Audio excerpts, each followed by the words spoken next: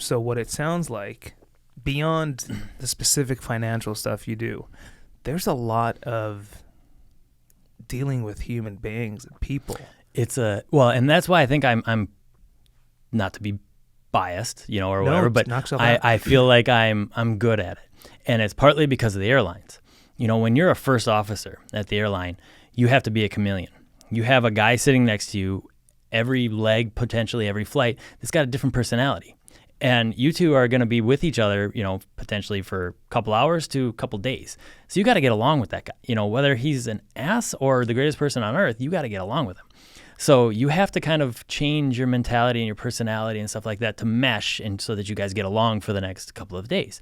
Whereas he doesn't need to do that because big macho captain type of thing, So I think that, doing that for a while helped me.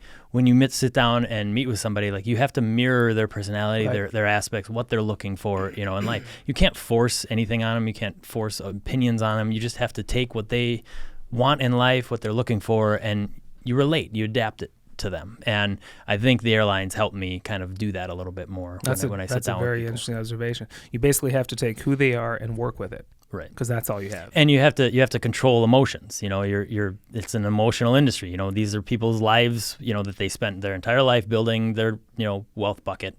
And now they're trying to release a little bit of it to make other things or learn about other stuff type of deal. So it's a managing emotions type of, psychology type of mentality that you have to take with them as well. There's a lot to it. So basically, if someone wants to do what you do, they could do it even if they have like little to no human being skills, but it will make their job more difficult.